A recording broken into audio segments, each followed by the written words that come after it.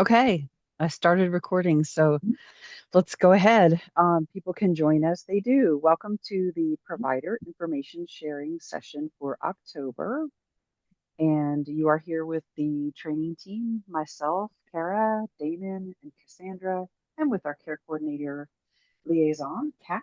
Um, and we'll go through our agenda pretty quickly. We don't have a whole lot, but as you can see at the top, we do have a presentation today about respite. So I'll show a PowerPoint and discuss a bit about respite, the service of respite. And as always, you can, ask your questions in the chat or wait until it's over or there's a break and you want to speak your question. That's fine too. We wanted to remind you that there are trainings in our Learning Academy, sdstraining.ethinksites.com. That is where all of our provider administrators will go for required training to do the waiver services and personal care assistance or personal care services. All the trainings that are required in regulation are there. Um, we are starting to have trainings available for our assisted living home admins in there as well. And that is under the collaboration of assisted living licensing. We do not currently offer the Board of Nursing Med Administration training in our system because it must be trained by a nurse. So that is not going to be available in our Learning Academy. But we do have many trainings there that are worth checking out for people who are working in homes, admins, or any admin of any of our services.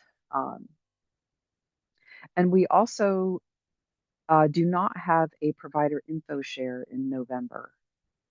So you want to cross that off your calendar. You may get reminders for that. I'll give you a reminder by email that it is not occurring. But because they're made in a series, you might still get reminders by email from the calendaring system within Zoom that there's a meeting coming up. Don't worry if you go to it and it's not happening in November, that is because it is just not happening in November.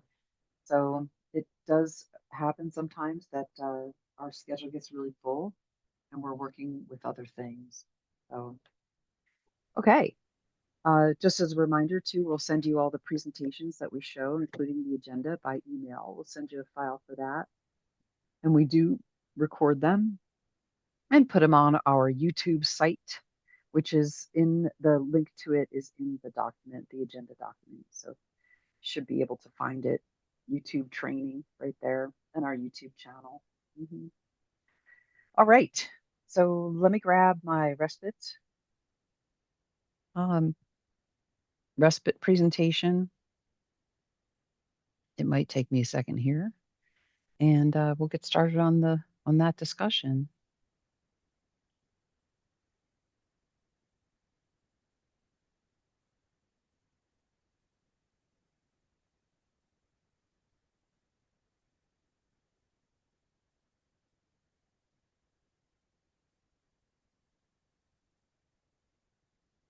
Okay, so this is just a spotlight on respite.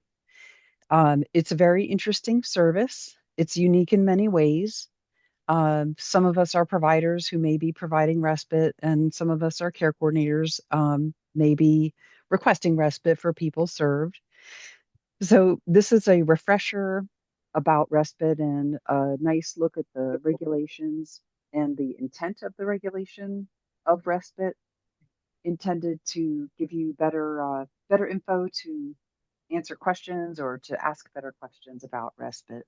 We do get a lot of questions. It tends to be a little confusing.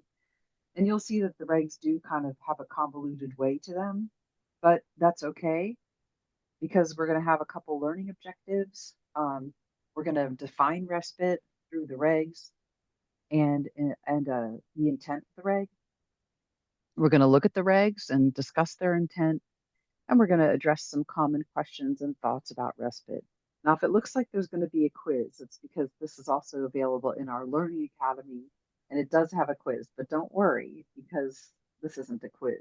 It's just a live presentation. But after this presentation, you should be able to know the definition of respite or select it amongst other services.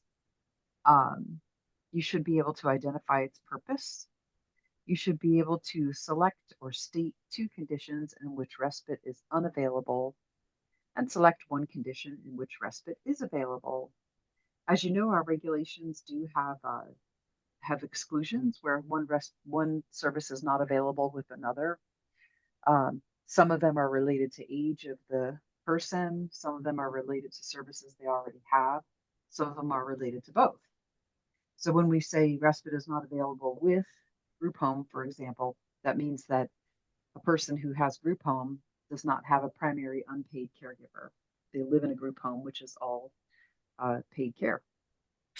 So we'll talk about that and we'll get into it. All right. Um, So respite, what is it? Unpaid caregivers are very important in an Alaskan's life. As a matter of fact, across the nation, unpaid caregivers in every state provide billions and billions of dollars worth of care for free for their loved ones experiencing all kinds of disability. They are the bedrock of paid supports. They support paid supports, and they are part of a person's life. They're usually family, friends, part of connected relationships. The person relies on these people for essential care. Okay, so they do things like what would be found in the home and community based waiver or personal care services, and they do more than that because they have a relationship with the person. So they are natural supports. So respite is known as a break for the main unpaid caregiver. Respite is only one thing. The intent of it and the reason you request it is only for one thing, a break for the main unpaid caregiver. Now we know it's staff. Staff assists the person while the unpaid caregiver is getting a break. Okay. Respite gives the main unpaid caregiver a break from the demands of care. With respite, unpaid caregivers can spend time with other family members, have time to themselves, and become refreshed so they can approach caregiving with renewed energy. It is the only service that's requested to help someone other than the waiver recipient. Now, respite is a waiver service. It's not available with just CFC or only personal care services. The person must have a waiver to be able to request respite. And in some cases, they may already have services that that disallow the use of respite at the same time. So we'll learn a little bit about that. But the essence to take away here is it is only requested to give the main unpaid caregiver a break. All right, we can look into the regulations now. The respite care services regs. Now, what I have here is on the left is the actual regulation language, which can be, very wordy and sort of duplicative. It has its own formulation. There's actual regulation writers who study how to do this. That's great. That's how they get approved. That's how they get talked about. That's how they get proposed. And when they're final, they would look like this. Of course, this is final respite reg. It's been that way for quite a while. Um, this is the intent. I'll spend more time on the intent unless I see something really important about the regulation itself. But the overture part here is the department will pay for. Okay, so this is like saying these are covered. This is what makes the service a covered service, right? It's done in accordance with, it's in a approved in a plan, waiver support plan. The hours are limited to the regulation, which is 520 hours of hourly respite and 14 days of daily respite per plan year. Now, there is a way to request additional respite above that, but the reg gets into that later. Um, the as all services must be, it must be prior authorized in an approved support plan, and that is the work of the care coordinator who will put that all together. Speaking of the support plan, since it asks for all services to be depicted in a minimum weekly average, it is possible to put, if you are requesting the full amount of respite for the person, you could put 10 hours a week and 14 days a year. But it's important to know that respite is a flexible service. That does not mean that a family must use respite. They're unpaid, must use respite exactly like that. They can if they want, but you can also put a line in that says to be used with flexibility according to main unpaid caregiver need. Now that means that that's the maximum that's going to be authorized. It is not a banked service. None of the services are. It just means that the unpaid caregiver can use it as they need it, but it is depicted in a minimum weekly average as the support plan requires. People do not have trouble with using it in a flexible way. If they run out of respite without an amendment to request more, they're not going to get more. Um, it also should be used in a way that makes sense, like the unpaid caregiver is on vacation or something like that, and then daily respite is used.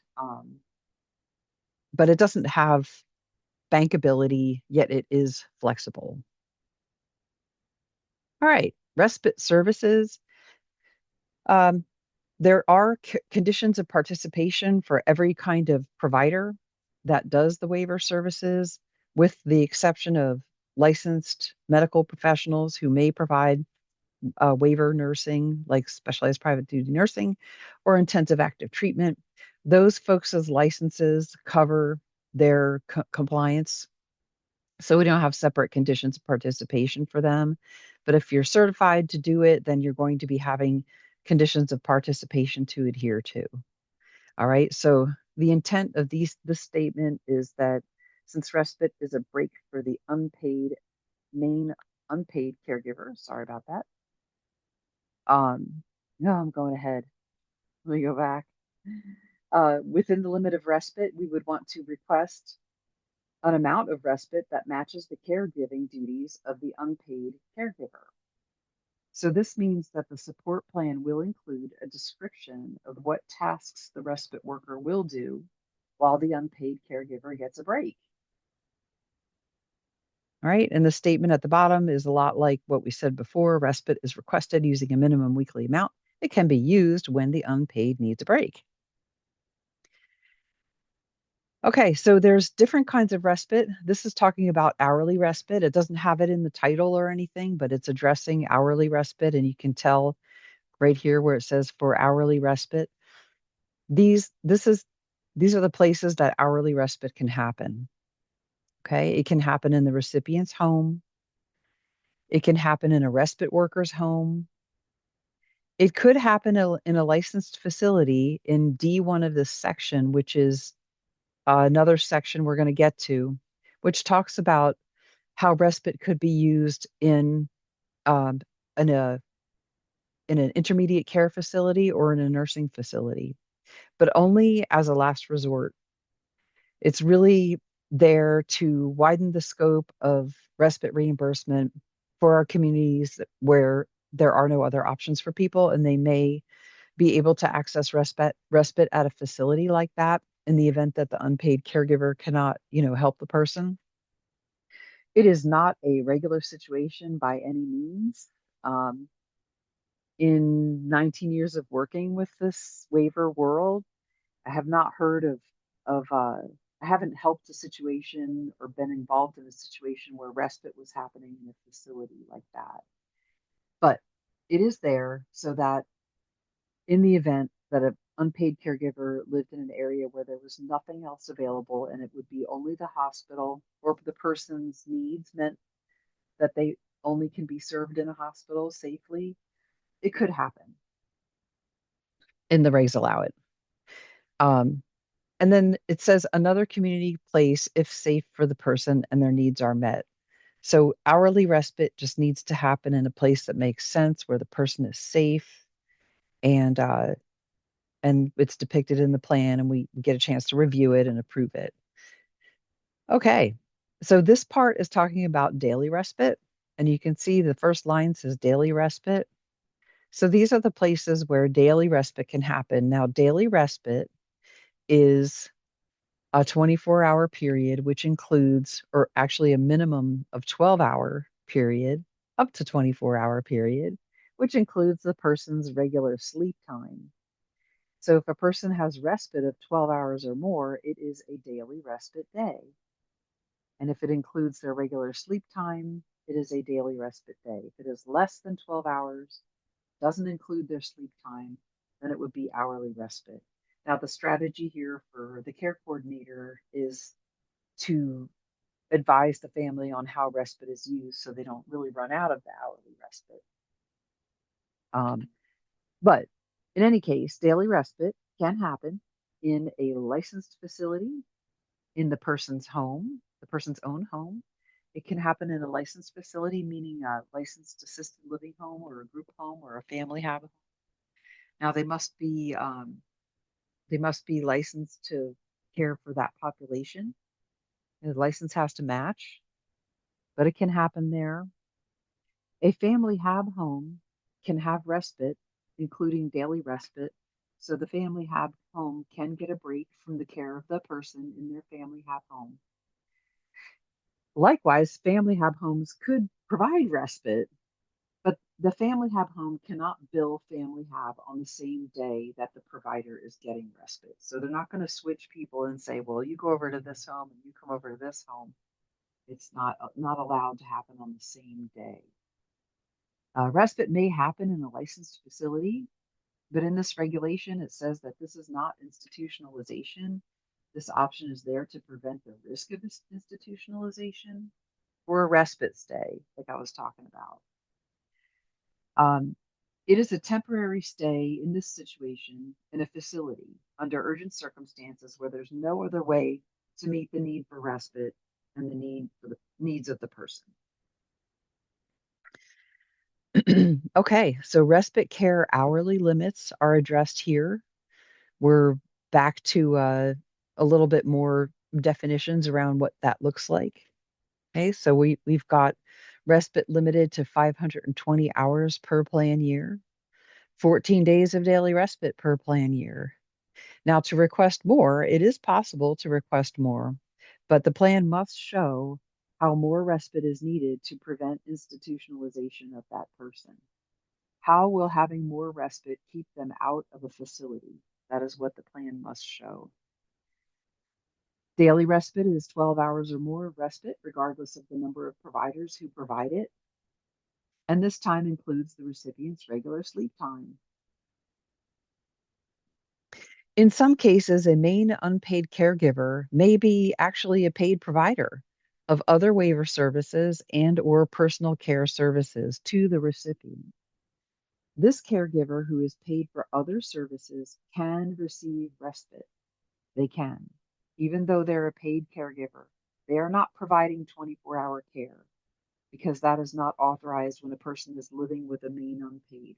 Some hours of the day may be paid to that caregiver, but the hours that they are not working with the person and they're getting a break, that is what you want to describe in a support plan to request another person to come in and give that main caregiver a break during the unpaid time. You want to describe that. So they can have respite, just tell what they're going to do, how the respite worker is going to help the person, and how that relieves the main caregiver of the work of caring for that person during their unpaid time. Um, this part sort of delves into the facility thoughts.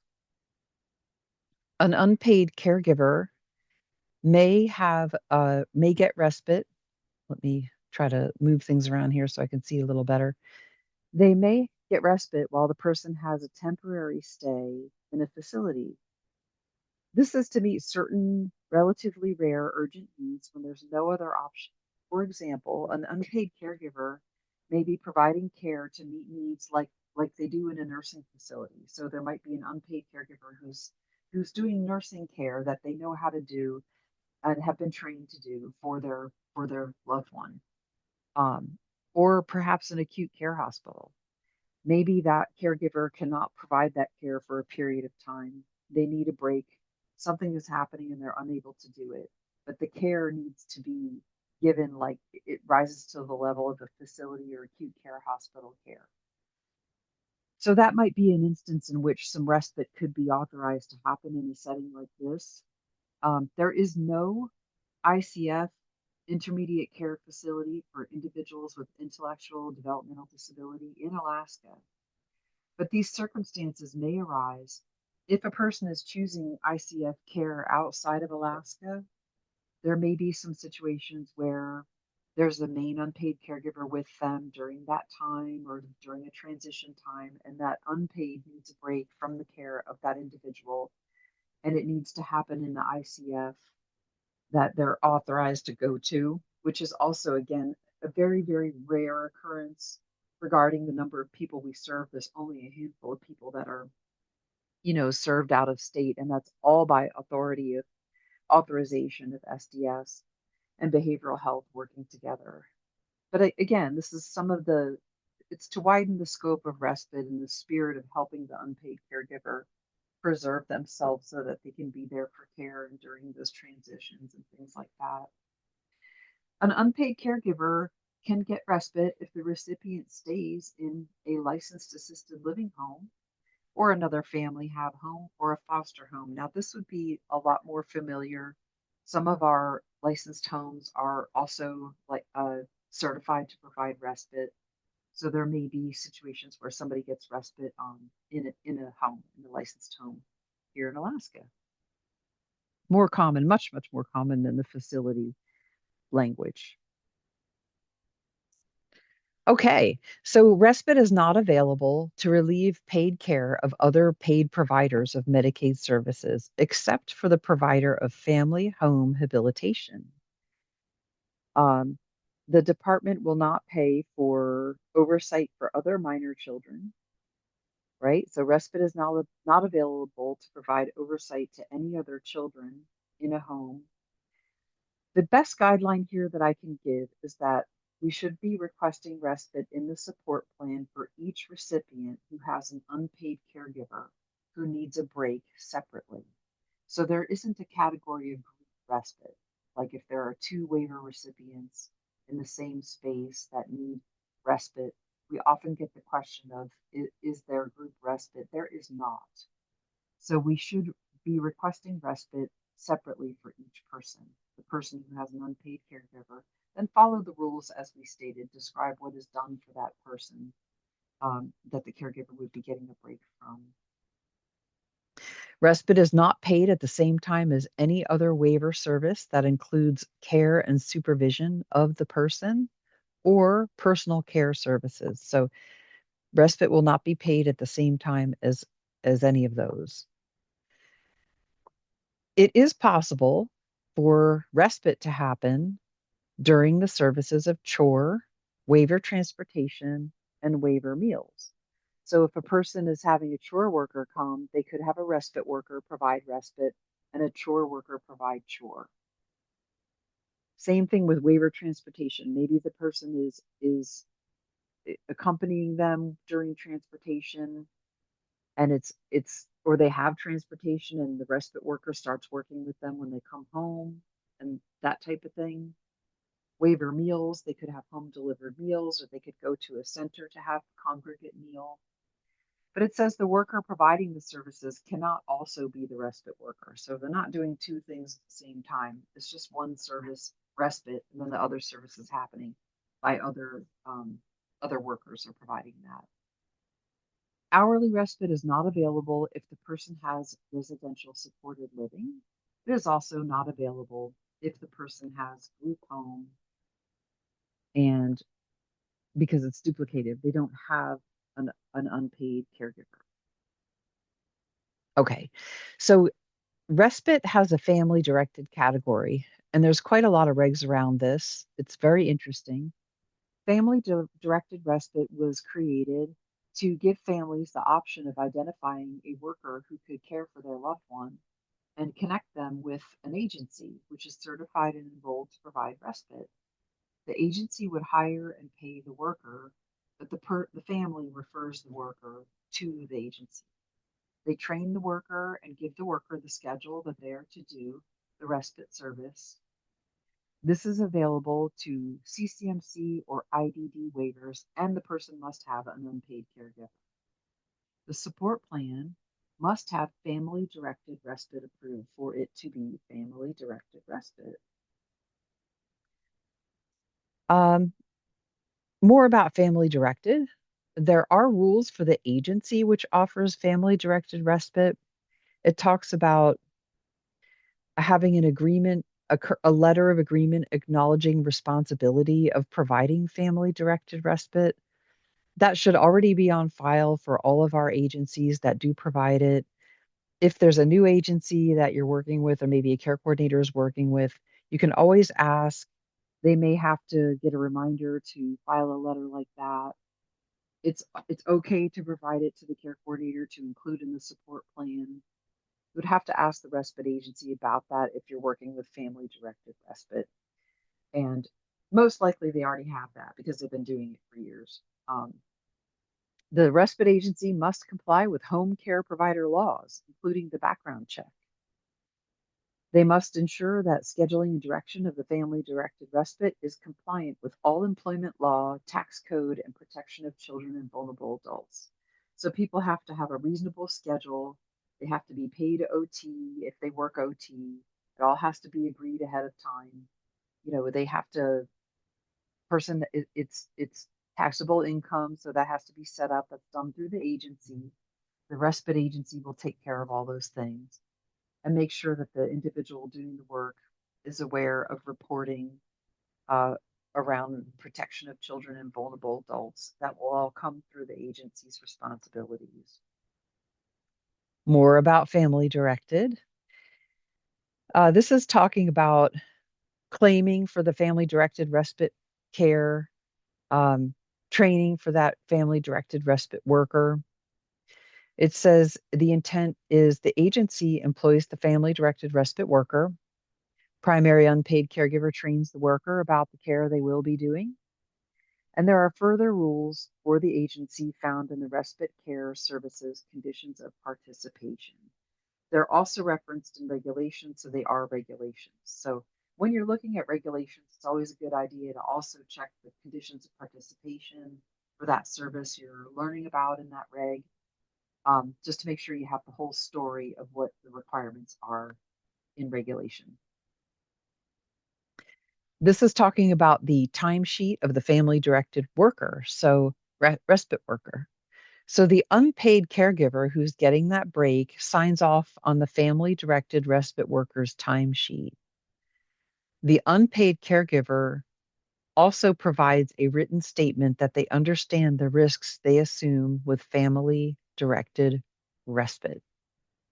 So this is given to the provider. That would be talked about between the provider and the family member in a new situation.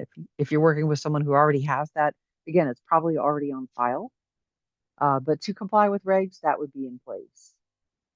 The unpaid caregiver does this only for one person, the person they support as the primary unpaid caregiver who has family directed respite approved in the plan, not any other individuals. So they're not going to have, a group of individuals that they're signing off on. They're going to have just that one person because that's that one singular relationship. They're getting the break from care from that family directed respite worker. If it's daily respite happening in a facility, it cannot be family directed respite. If the recipient has family HAB home services, they are not eligible for family directed respite. So this is only for the CCMC and IDD waivers, and it's a family home, not family HAB home. Okay. Now, at the end of the regulation, it goes into definitions. When you read regulations, it's really great to make sure to read the whole thing, even to the definitions, because it really helps give some shape to it all. In this section, daily respite care is 12 hours or more, up to 24 hours, including the person's regular sleep time. Family directed means a worker who is referred to the employing agency by the family who delivers the family directed respite. So it's not there, it's an employer employee relationship from a certified provider. Here are some common questions and thoughts on respite. Is respite available outside of the person's home community? It can be. The regulation is services during temporary absence, 130.231. Now, we're not going to jump to that and go all the way through that, but here's a summary of how it works. It's hourly respite only, not the daily respite. It's available by approval in the support plan or an amendment. This is available only while the recipient is in the United States or United States territories, not for foreign travel. There must be a primary unpaid caregiver who is getting a break during that time. This means that people who have group home and residential supported living, these are 24-hour out of home services, they do not have a primary unpaid caregiver. If an unpaid caregiver will go with that person, a respite worker could go on a trip with them and give respite to an unpaid caregiver. That could happen, but we're trying to answer questions here about, well, I have a group home. I want to take everybody on vacation. Can we just charge respite instead? Well, the answer to that is no, because there is not an unpaid caregiver during that time. And if you get stuck in questions like that, or you're working with situations, we have our office hours in which we would welcome the chance to help you process through some of those answers. Common respite questions and thoughts continued. Respite facts. Respite is available only if there is a main unpaid caregiver. They may also be a paid provider of other waiver or personal care services. They may get respite, a caregiver to give them a break during the time that they're not being paid to give care. The support plan needs to describe what that unpaid caregiver does for the person during the unpaid time and ask for the appropriate amount of respite, a worker to give the unpaid a break. Now, it may not be the full amount of respite that they're asking for. Not everybody has, they may have an unpaid caregiver, but really it's just like a neighbor who looks in on them or something like that. Remember, this is available, the service of respite is available to all our waivers, but there needs to be an unpaid primary caregiver. So if they have a neighbor who looks in on them or another family member who visits with them and makes sure their fridge is full and things like that, there might be respite where that neighbor's leaving, but they want somebody to come in and make sure those things are still happening. That's okay. That worker needs to be employed by a respite agency. They need to have instructions to do what the unpaid would do for them. And the support plan would request the appropriate amount of respite because it may not be the full amount because the person doesn't have an unpaid for that full amount of time. More thoughts and questions. There was a memo that said respite could be used to take a person to medical appointments. Is that true? Well, sort of. Respite is requested for only one purpose, to give the main unpaid caregiver a break. So we would not want to see in a support plan, I'm requesting respite to take Kara to the doctor on a regular basis. That is not the purpose of respite. Respite is requested to give main unpaid caregiver a break. Respite can be reimbursed while the respite worker takes the recipient to a medical appointment while the unpaid caregiver is getting a break. Guardians and representatives are still as applicable, are still responsible for medical appointments. So yes, it can be used for that, but we do not request that. We don't request the service for that purpose in the support plan. It is simply to replace the unpaid caregiver with another caregiver who would do the things the unpaid would do during that time. And you request it for the purpose of the unpaid getting a break. This is a quote from our review teams about respite requests. So this is a little peek at the rubric upon which we make decisions around respite and support plans. When requesting respite, indicate what tasks the primary unpaid caregiver performs for the person and help explain it. Include information about their daily routines, activities of daily living, what do they do, what do they need help with, social activities and preferences of activities, and a task to be performed by direct service workers while providing respite care services. Describe the oversight, care, and support the unpaid primary caregiver provides, including how they assist with activities of daily living and or instrumental activities of daily living.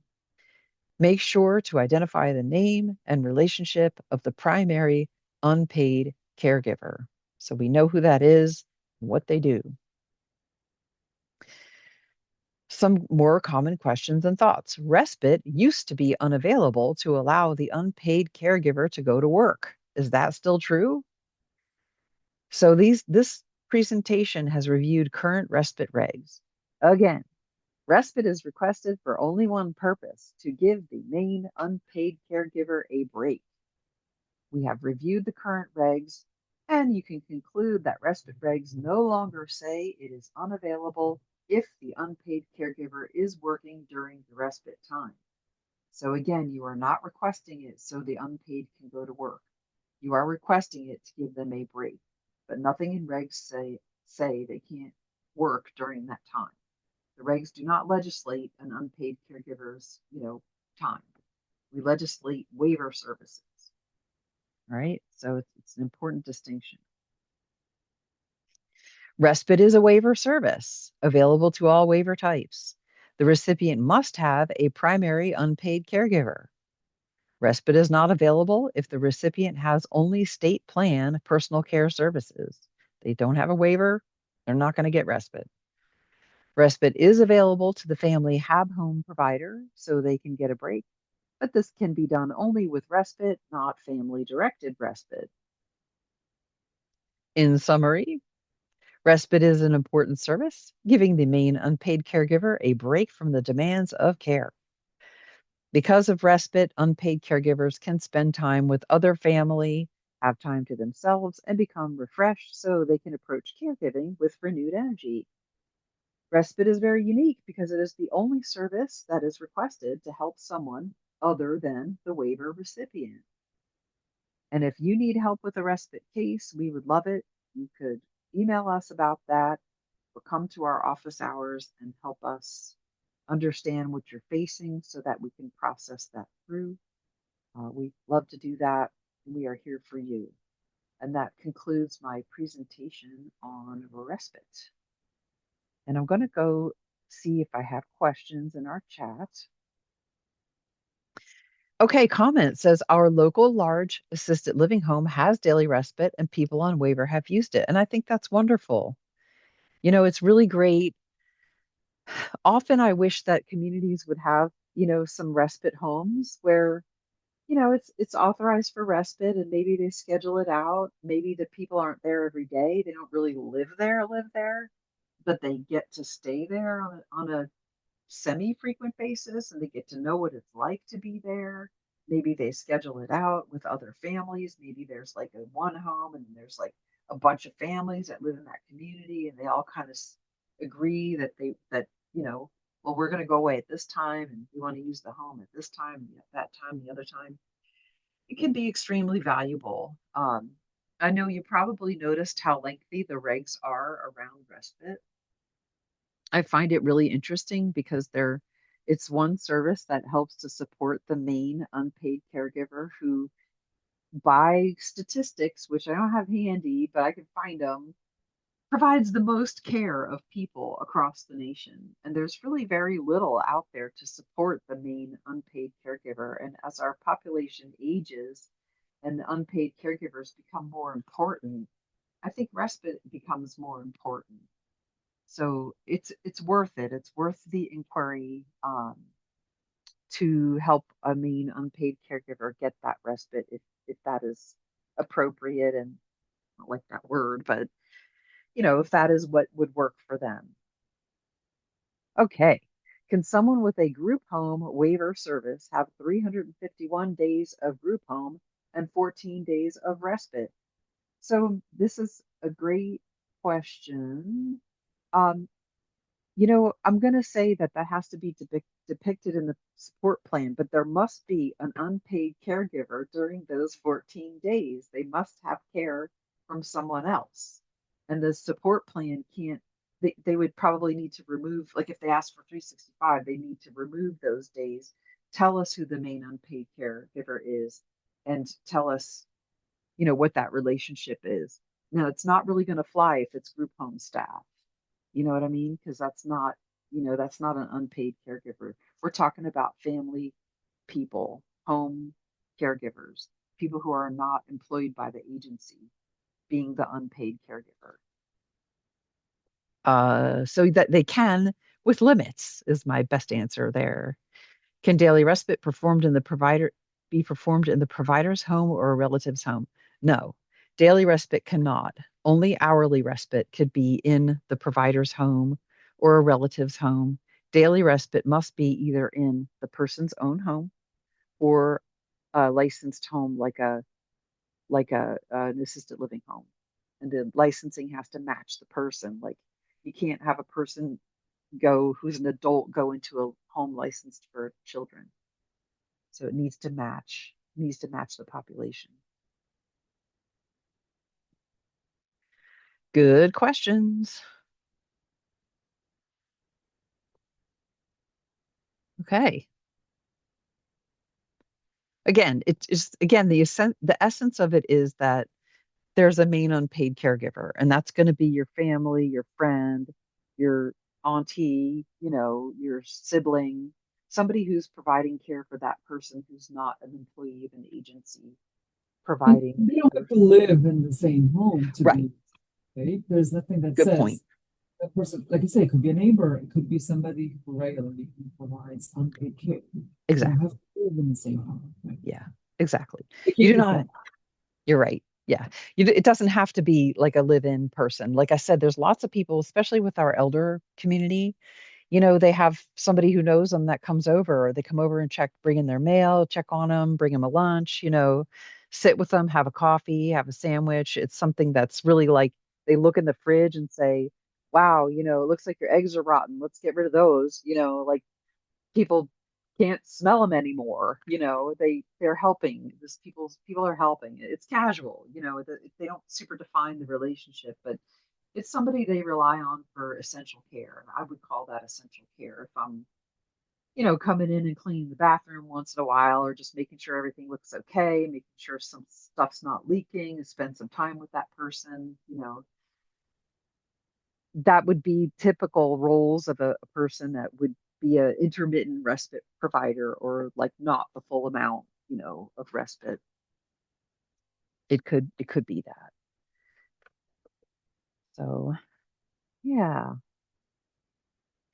Well, the staff, you want to add anything? My team, anything to add about respite or No, I think you covered it. It's probably one of the services that are a little bit more flexible than others, especially with the weekly averages, right? There's also a memo that says you can be a little bit more flexible.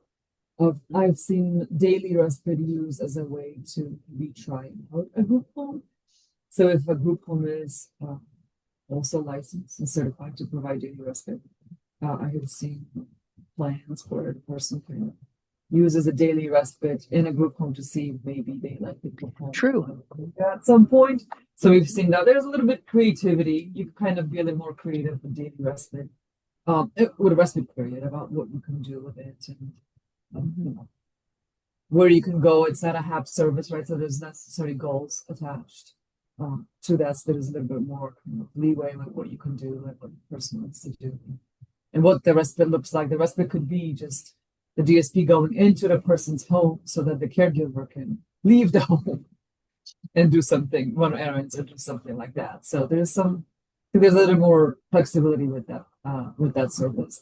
It's really meant for Yeah. the kid to get a break, and it's really up to them what the break needs to look like. Yeah.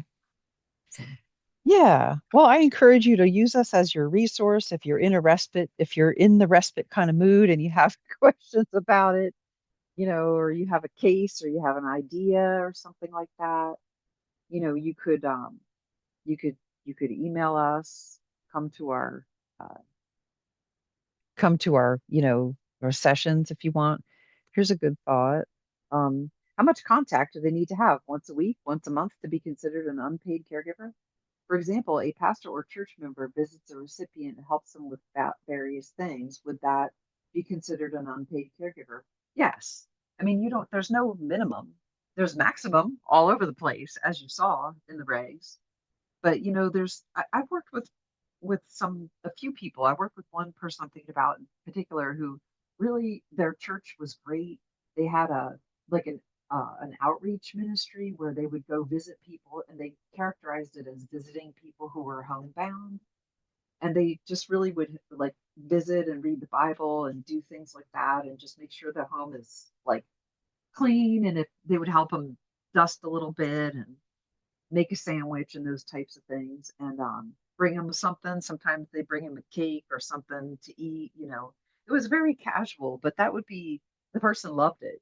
But if they weren't available at that time or for a time, then a respite worker could do that. They have to have a waiver. They have to have an unpaid caregiver, and that would be their unpaid.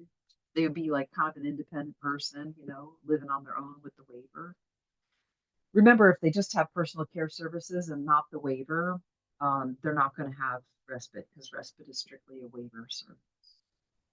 But And the yeah, requests, and you showed the slide what the review teams kind of look at. So the Yeah. requests and the support one need to outline what Yeah. supports the person is doing, Yeah. what assistance Yeah. they So provide, and things like that. So the plan needs to outline what that pastoral coordinator is doing for that person to be considered Mhm. a caregiver. right. I was gonna jump in and say that as well. It couldn't be that they come by maybe every 3 or 4 months and do something for them. It's almost, I guess we want to say something like the person may depend on them to do for them. Like something they'll say if they normally come once or twice a week and always and bring food or do whatever it is they do for them when they come. This is something this person look forward to, and the person is going to be gone for a while, then that is considered as an unpaid caregiver because it's something almost like a routine for this person. It's not going to be able to have done because this person is gone. Right. And you might want to think of it this way too. What waiver services or personal care services are they replacing? Like if they provide companionship and spiritual support, those are not waiver services. They're really important, right? I get that, but they're not waiver services. You want to talk about they provide that person with an activity of daily living or an IADL, or they provide them with a meal. They provide them with a something like a chore service. They would come and like sweep up or something like that. They want to know that they certainly want to know why it's important to the person for sure. And I would bring in the non-waiver like things under that, but you want to talk about what they're doing for the person that a waiver would have to provide otherwise. I know it's hard, but you can definitely wrap your mind around it if you think about it. Are they assuring that their home is clean? Are they dusting up after the person? Are they putting stuff in the dishwasher for the person? Are they helping them, even if they're telling them that, hey, your laundry needs to be done, you need a hand, that type of thing. Be descriptive in those areas, and it should work. And if not, then our review team will let you know what's missing. They'll give you a note about it. We can help. We can help too. So yeah. All right. Any other questions going on about respite? We don't have to stay the whole time. We can leave a little bit early if you want.